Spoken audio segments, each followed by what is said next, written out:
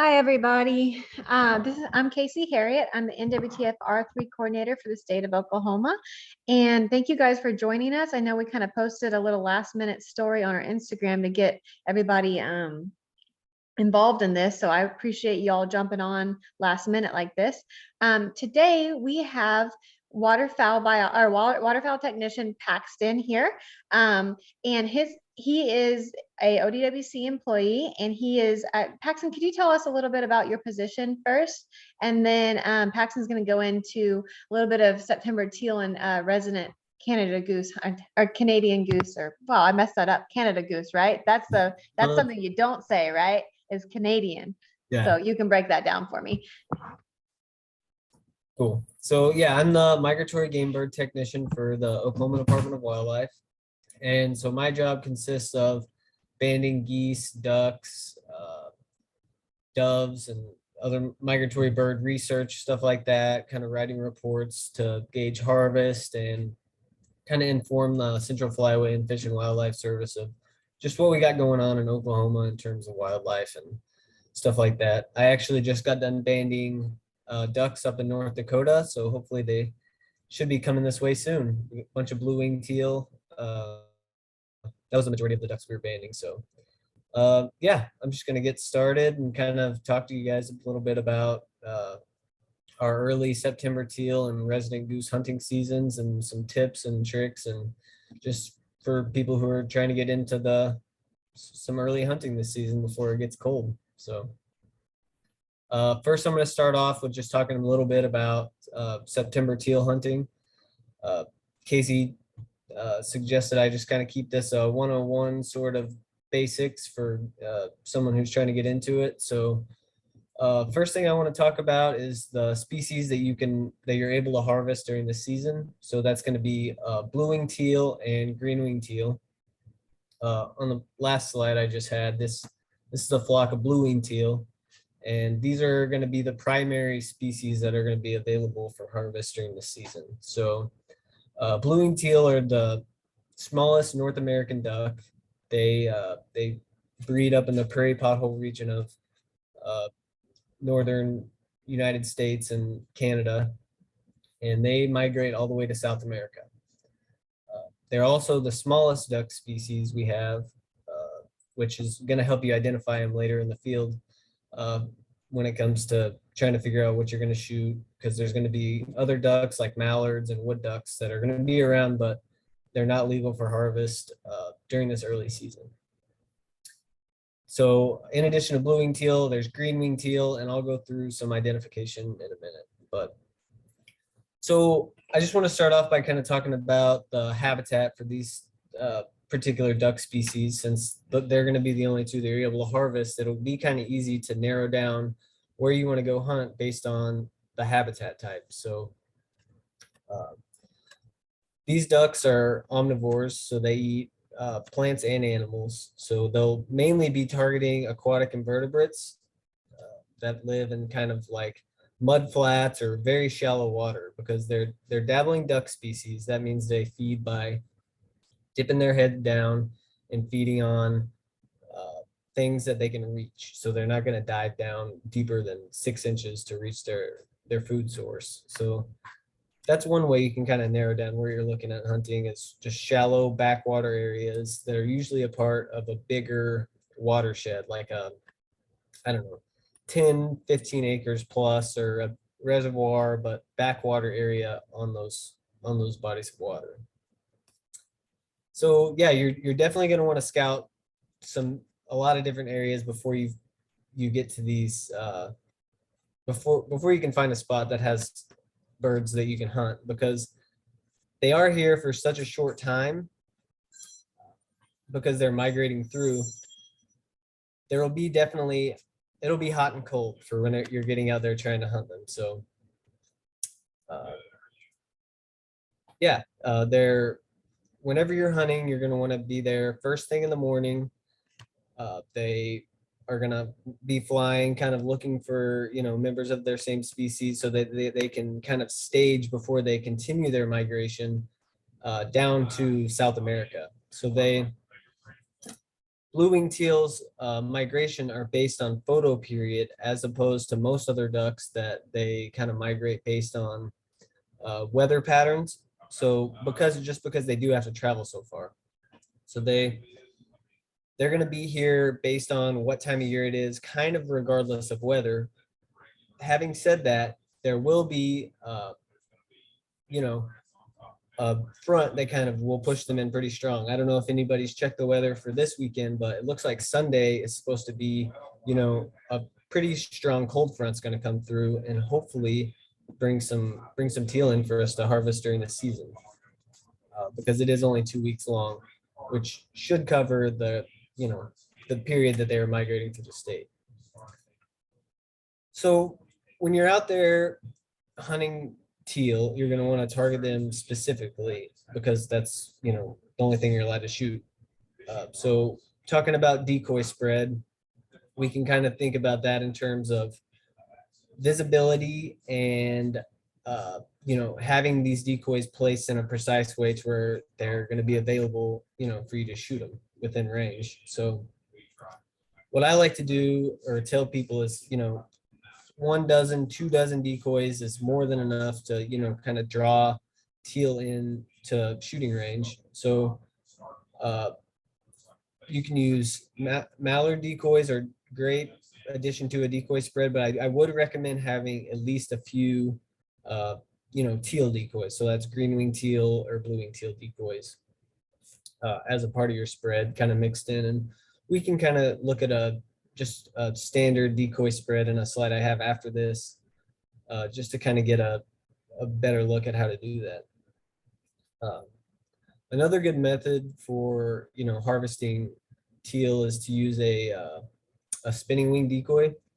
So for some reason, they're attracted to these better than any other duck that I've experienced. So they'll land almost right on top of it. It's kind of impressive when you see it. And if you're in an area with teal and you have a spinning wing decoy, they will at least come to check it out, in my experience. And then with the rest of the decoys kind of being there for,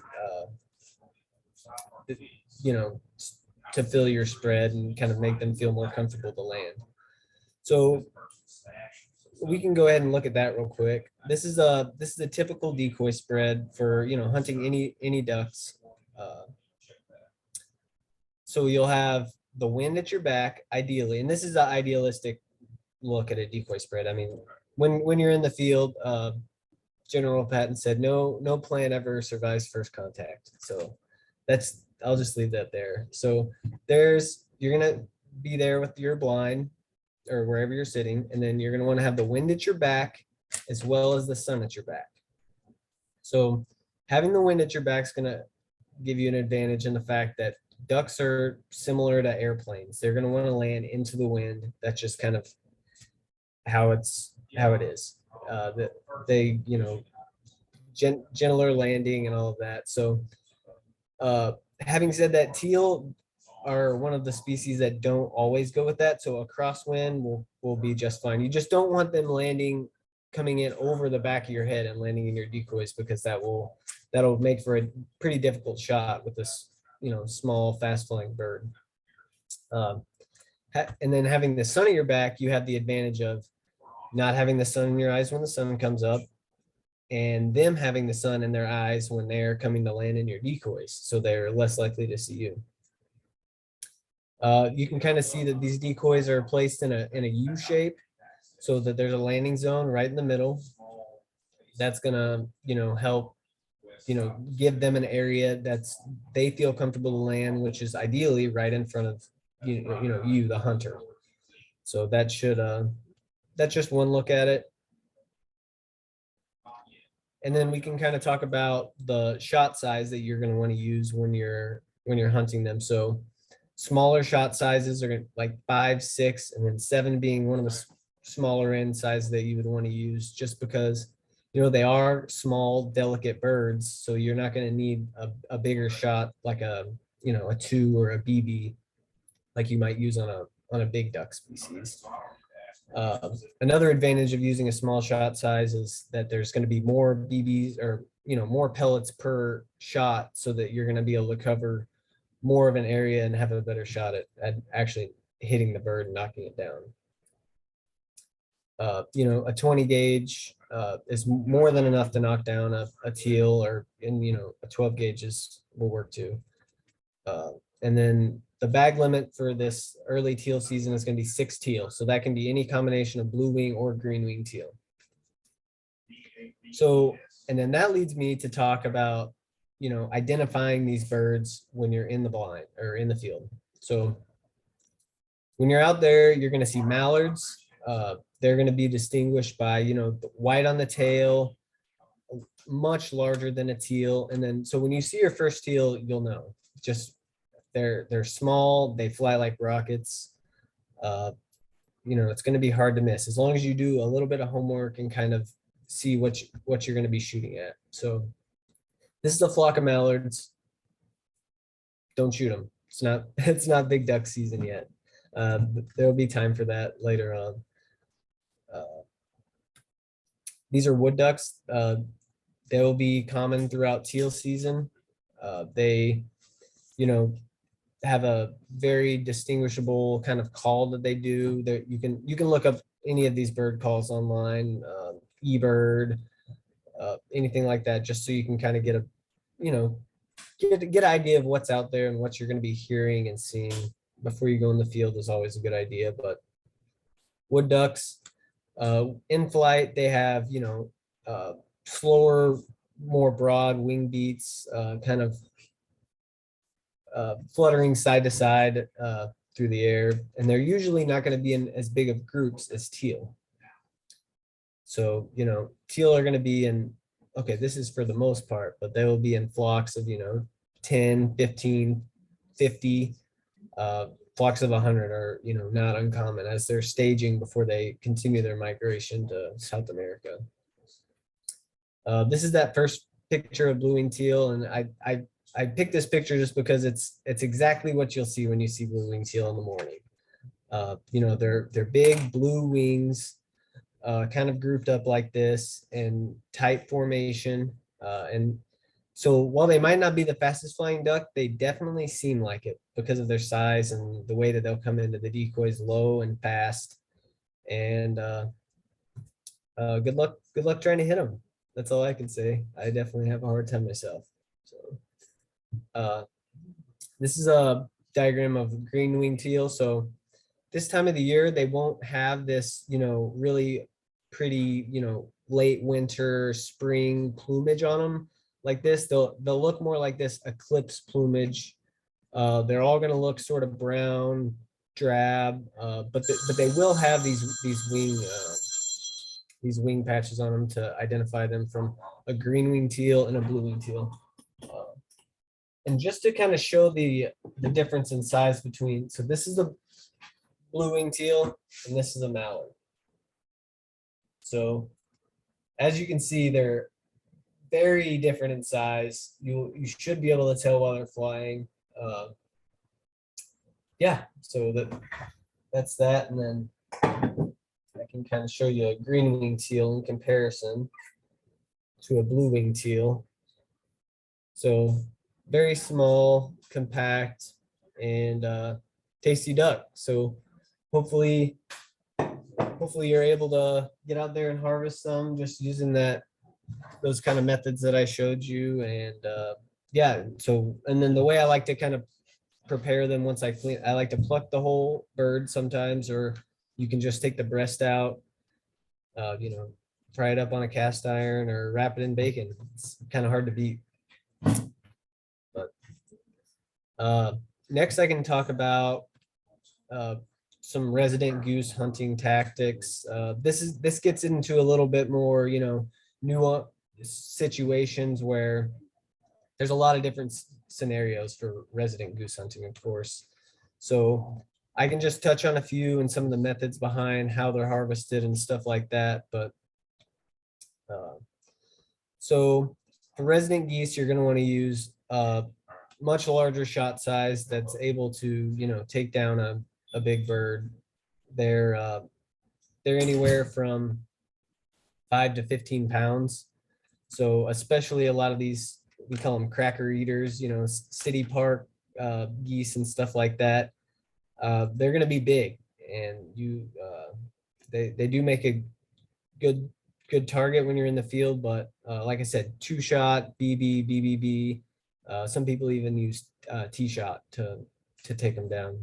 But as far as that goes, it really helps if you can, draw them into close hunting range.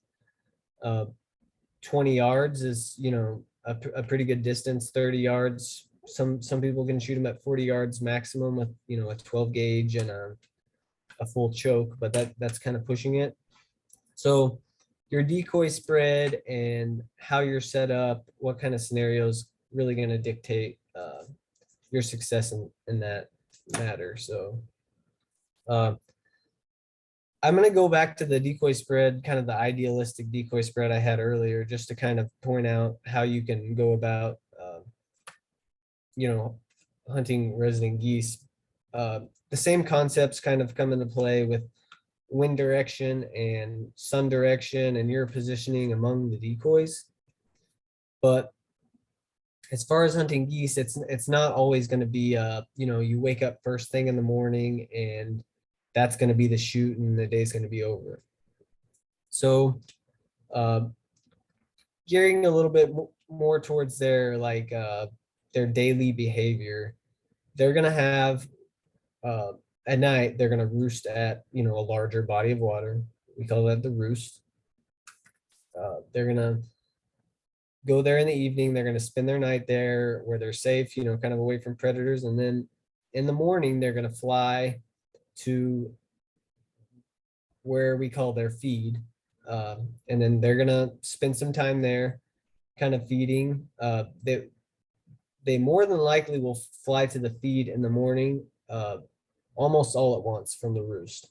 So that population of birds is going to kind of stick together throughout the day, with some exceptions. Whenever they're coming back to the roost in the evening, they will kind of trickle in slowly, which, if you can figure out and kind of pattern them down, then you can have a greater, opportunity to slow your hunt down and, pick off 3 or 4 at a time as they're kind of coming in back to the roost or when they're coming out to the feed.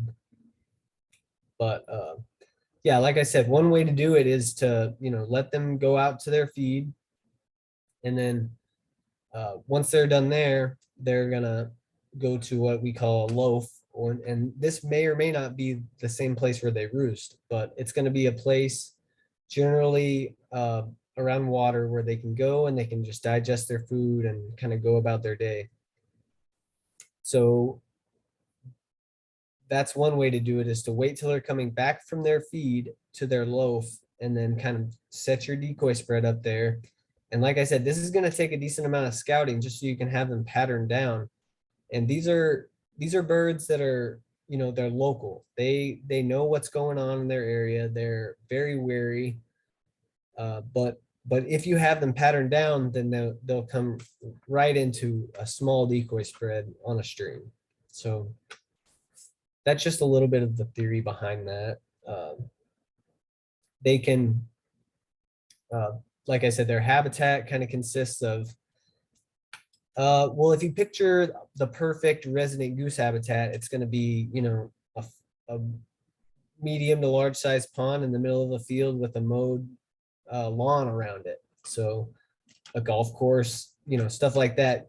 I know you're probably not going to be able to get permission to hunt there, but that's kind of the sort of habitat you would look for when you're looking at like roost habitat and stuff like that.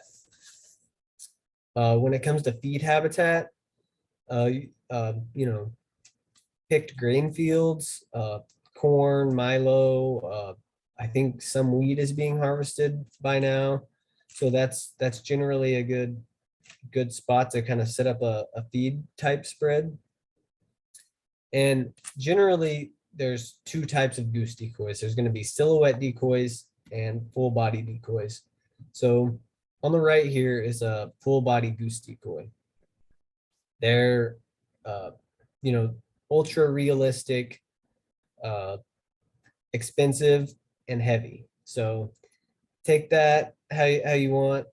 They're great for resident geese because they can be, they look just like real geese, super realistic, kind of hard to tell. And then there's another type of decoy it's a silhouette.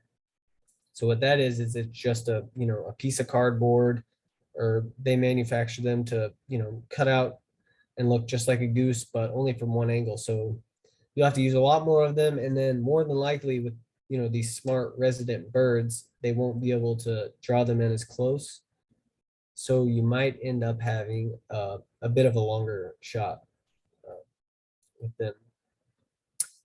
And then, yeah, the bag limit's going to be eight birds per person.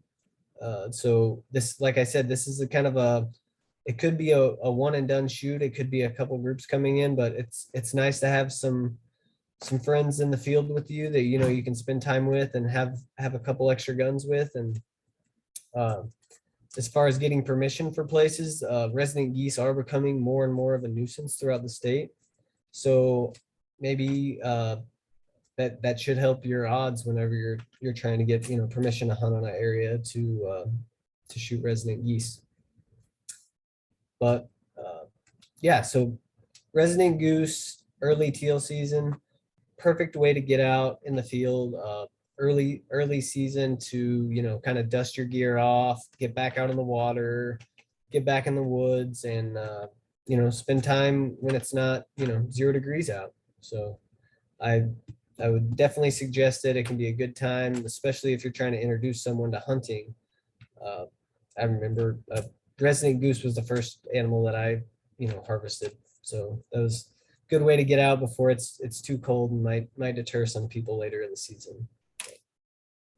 I think Jacob Harriet, one of our game wardens, is going to kind of follow up on some regulations that go along with these early seasons and stuff like that. And then if you have any questions, I think we'll have time for that right after this. Awesome. Thank you so much, Paxton. If you would mind unsharing your screen so we can get back to our main view here. I can end it too for you if you need to. Yeah, I just said pause share, so I don't. Stop participant sharing. We'll see if that works. Okay. So am I viewable now? Yes. Okay, perfect. So I got Jacob here. He's gonna go over some of the regulations, and then as you're thinking of it, I meant to tell you guys this earlier, type your questions in the chat box, because after this, we're gonna go through a little quick Q&A, and we can ask Jacob or Paxton any questions that we have at the end of it. And that'll be probably about 25 minutes or so of question and answers. So, all right, Jacob. Okay, guys, my name's Jacob Harriet. I'm the state game warden. I'm in Lincoln County. I'm about 45 minutes east of Oklahoma City. I was just going to touch on some of the bird laws for resident goose and teal season, early teal season that's coming up. It's very similar to your normal waterfowl hunting seasons. It just usually pretty much just happens a little bit earlier. But for any sort of federally protected bird, which teal and geese are, there's some special regulations and some special licenses you have to have. So for instance, license-wise to hunt the resident goose season or the teal season, you're going to have just your general hunting license. You have to have a federal waterfowl stamp, a state waterfowl stamp, and your HIT permit. And the HIT permit is free. It's on a website. It's basically a survey, and that's what the feds use to kind of keep track of who's shooting what. So to ask, how many geese did you shoot last year? How many ducks did you shoot last year? Just basically a free survey so they can kind of keep track on who's killing what, where at. On top of your hunting stuff, you have to have federally approved non-toxic shot. So you cannot use lead shot or target loads. The steel is probably the most common. They make some higher end ones like tungsten and stuff like that, other materials, but the boxes are normally clearly labeled as a non-toxic shot. The method of take that just about everybody I know uses a shotgun. The most common is probably 12 gauge or 20 gauge. I see some 28 gauges. I see some 410s, but that is the main method of take you'll use is your shotgun. You can't use any shotgun over 10 gauge. So 10 gauge is the biggest size that you can use, which I see them occasionally, but they're usually pretty rare. I've never checked anybody using firearm that was too big for goose hunting, but 10 gauge is the max size. Your hunting hours, so you get 30 minutes before official sunrise to sunset. So every year I have a lot of issues of people shooting after sunset. So for example, like if you were to hunt deer, you get 30 minutes before sunrise and 30 minutes after sunset. With waterfowl, it's not like that. So you get 30 minutes before. So the sunset is be posted on our website, on our app. You can look it up. Most your apps, just type in sunset for my area and they'll do that to your area because it differs depending on where you're at. But you get 30 minutes before that and then you type up, sunset, and you can't shoot past that sunset time. It'll still be daylight. The birds will still be coming in, but you cannot shoot them. What's the reason for that? A lot of times those birds are going to the roost ponds.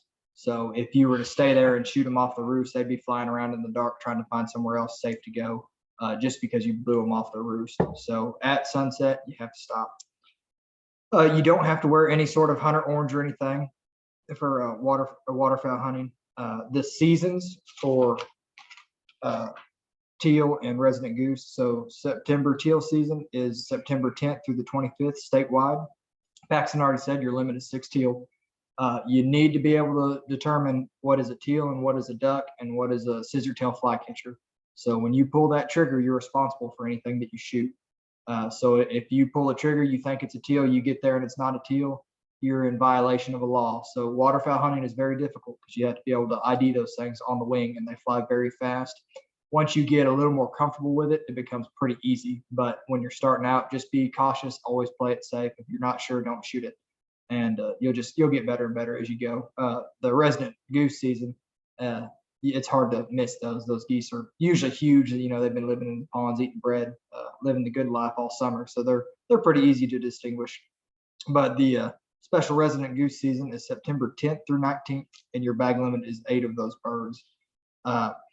They are big birds. So I've actually checked people before that will have a smaller gun, like just a 12 gauge with, say size 6 or 6 shot or something like that. And then they'll actually have another gun with BB or, something a little bit bigger. So they're not blowing the teal all to smithereens and then not being able to shoot the geese and be effective with it. So I've had people use 2 guns. It's completely legal. On your firearms, they have to be capable of holding no more than 3 shells. So in most shotguns, you have 1 in the chamber and 2 in the tube. So if you can fit more than 2 shells in the tube, it's unplugged. So at me as the game warden, I'll come in and I'll check the plug in your gun.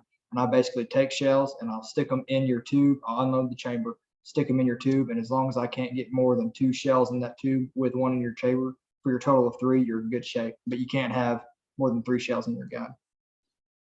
Oh, let's see. So your limits are for you only. So you can't take a buddy that can't shoot really good and go out there and shoot his limit for him and your limit. That's not how it works. You get 6 birds apiece. You need to be able to distinguish which birds are whose. So like if me and Casey were to go hunting, she would have her birds, I would have my birds. You're not supposed to do a group limit. So if we were shooting together, we're not supposed to throw all our birds in a big pile and say, oh, who knows what we got. We'll just count them at the end. So I have my 6 bird limit. She has hers. Let's see what else. If me and Casey were to go hunting and we end the hunt and Casey's got to go to work and I'm going to clean those birds, she can't just give those birds to me and, drive off.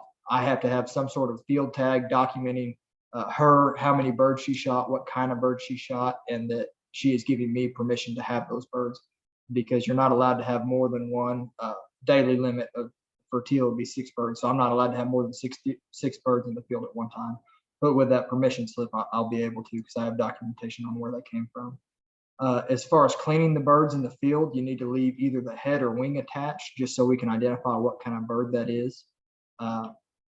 Pretty easy. Blue wing, green teal are the ones you're going to find right now, and then the resident geese they're hard to miss. But other than that, I can't think of anything specific. I'm flipping through the hunting and fishing regs right now. So this is the hunting and fishing regs. They're at Walmart's, Atwood, stuff like that. They're also online. Basically, everything you need to know about hunting legally in Oklahoma is in this book one way or the other. There's also on page 2 of it, there's a map that has the game wardens listed by county. So if you're new to this and you're not quite sure on something, just call your local game warden. We can get you lined out. I get calls all the time. I'm happy to help people figure it out beforehand. I'd rather, get you fixed up beforehand than have to run into you in the field and you not know any better. But it's hard for me to tell if you're lying to me or if you really don't know. So I'd rather get it fixed beforehand. So one thing with resident goose season is there's a lot of banded birds that are killed every year. So the wildlife department actually tags birds every year. Some of those are resident birds, so it's pretty common well, not pretty common, but there's a better chance probably during resident goose season to shoot a banded bird just because they were tagged here. They don't usually go super far for the most part. If you do shoot a bird with a band, you can report that online, and that website is in our wildlife hunting regs. Want and waste, guys, take care of your stuff. If you shoot birds, clean them properly and don't throw them out on the side of the road. I get that every year, people dumping birds in the creek or dumping them on the side of the road. And other than that, that's about it that I can think of. If you guys have questions, I'm happy to answer them. And if you have questions after this meeting, just call your local warden and he can probably get you lined out. But that's all I got. Thank you. Okay, so now there is a couple questions that we have here. I'm going to field for whoever wants to take them. So Jacob and Paxton says, will teal come into Canada geese decoys? So yeah, I think Canada goose decoys are definitely a good way for a bird to see from a long ways away. I know a lot of guys that have kind of combination spreads where they'll go, goose hunting and teal hunting all at the same time. And what I would do in that case is kind of put your geese decoys off to one side and then your teal decoys on the other side, just so they, they're more apt to decoy, properly and, get into a closer range, because they won't necessarily just be social with resident geese for no reason. So I would say yes and no. Yeah. I would add to that the best goose or best decoy or call is just being where the birds want to be. So if you're in a field that teal have been pouring into and you put out some geese decoys, they're not going to pay them any attention. They want to be on that field. That's why they've been there. So scouting goes a long ways. I am absolutely terrible at any sort of waterfowl calling, but I'm good at scouting, so I can usually kill a few birds because I know where they want to be. That takes a lot less talent too, is scouting. Oh, So yeah. for beginner tip, huh? Okay, another For question sure. is, how far back from the road do we have to be? And is it from the road or from the property fence? So legally in the state of Oklahoma, as long as you're on private property, you're in good shape. So for instance, I checked some dove hunters yesterday that they were sitting right on the fence line. The fence line was overgrown and the road was probably, 20 feet behind them, but they were, what people would probably call, hunting the fence line, I guess. But that's completely legal in Oklahoma. The only stipulation we have is you're supposed to be 440 yards away from any place of gathering, like a school or a church or anything like that, just so you don't disturb the gatherings. But as long as you're inside the fence line on private property, you're in good shape.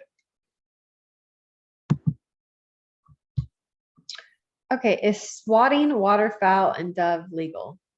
Yeah, Okay, first off, what is that? it's shooting them on the water. Okay, So yes, absolutely. There's nothing that says you can't do that. You're not allowed to shoot turkeys off the roost, and you're not able to shoot quail off the ground. But as far as waterfowl goes, some people frown upon it. But heck, if you're new and there's a big old goose sitting on the water, by all means, get after it.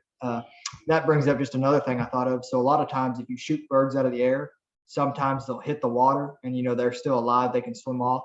You're supposed to immediately put those birds down. So don't let them swim around and suffer. If they hit the water, you can go ahead and shoot them off there, and then that would be considered swatting too. But that's perfectly legal. Some people frown upon it, but heck, get after it if you're new. okay, learned something new. I didn't know that term. Okay, Chris asked, my son is 14. Will I need to purchase him a license and stamp for waterfowl? He will be exempt from the licenses until he turns 16.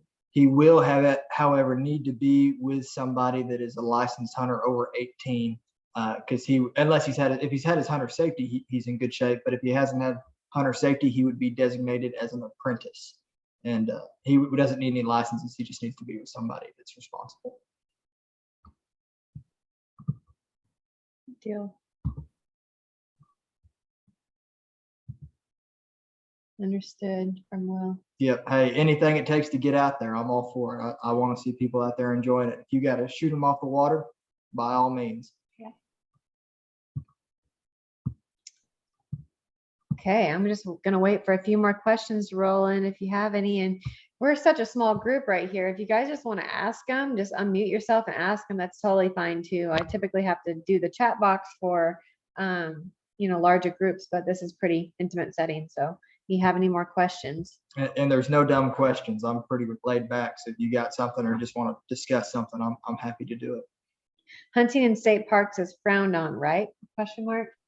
It depends. So state parks such as like Thunderbird State Park, I know they allow waterfowl hunting, but you have to have permission to be there basically. So they have to, post that like, hey, you're able to hunt at this. They usually have their own regulations. I know Thunderbird actually has like parking permits and stuff you have to get. So just make sure you abide by any state park rules or even municipality rules or anything like that. Some of my lakes around here will let you waterfowl hunt. Usually it's through a drawing, but you just need to double check all their rules too. Said there was a lot at Texoma State Park. Can you hunt Texoma State Park? I have no idea. Yeah. It's a long ways from Lincoln County. That is very true.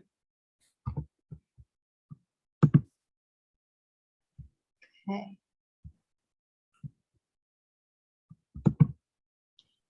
Paxton, do you have anything to add on? Oh, here's another one. It's 15 minutes north of me. That's pretty close then. Are there any special rules for hunting WMAs? Yes. So what I tell people is get in the regulations like I showed you or go on the website. All our WMAs have their own area specific rules. And so I don't have any public land in my county. I know a lot of the general rules, but I won't know a bunch of the specific rules for some of the WMAs.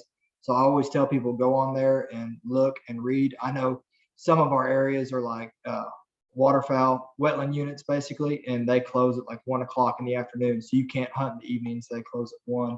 But the best thing you can do is find that WMA in our regulations, look at the area specific regs. And then if you have questions, call the game warden for that area because he will know way better than me. I have no idea what's going on down in Texoma WMA right now. So.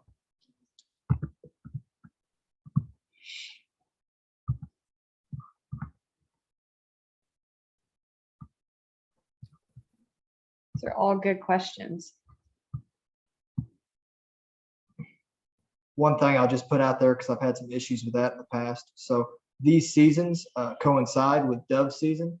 So if you are dove hunting and teal hunting or dove hunting and goose season at the same time, you are not allowed to have lead shot in your possession. So for example, your target loads or dove shot that is normally used for dove hunting, if you're trying to pursue waterfowl or you shoot waterfowl during that time, you're not even allowed to have them in your possession, not in your bags, not in your guns, not in your saddle bags, nothing. You need to make sure you don't have any lead shot with you.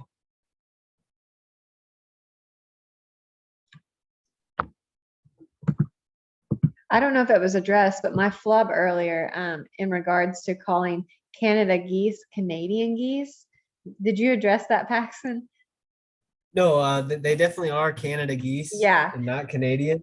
I don't know where that comes from, but I don't know. Rolls off the tongue a little easier. It just makes sense in my brain sometimes. That's a newbie mistake. It's Canada goose or geese, not Canadian. It's just a slang Yes, ma'am. term that people said forever. Yeah. So addressing that earlier, that's when you look silly when you say Canadian. Yeah. Now you guys can make fun of your buddies for saying it. Yeah. Or me. Or my wife.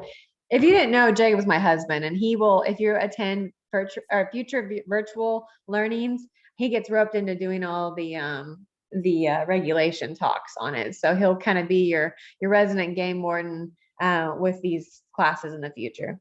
And I do want to let everybody know that we're doing it's going to be on Wednesday, everyone, but I believe pheasant, because pheasant opens on a Wednesday.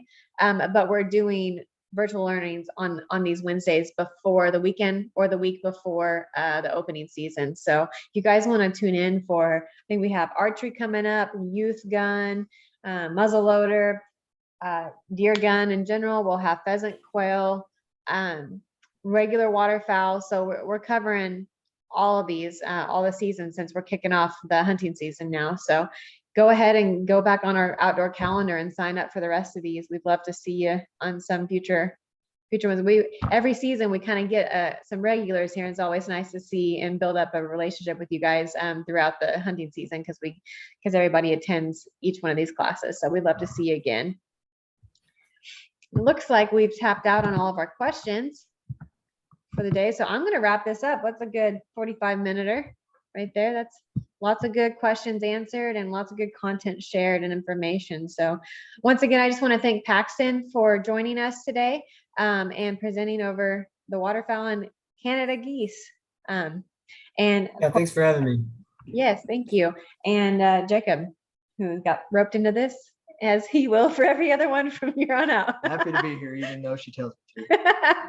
All right. Thank you guys so much for joining us. And if you want to watch this recording, please check our hunting resources page in the next week or two. I'm trying to put all these virtual learnings, the recordings of these on our hunting resources page for you to reference back to. So thank you again for joining. Thanks, guys. See you, Paxton.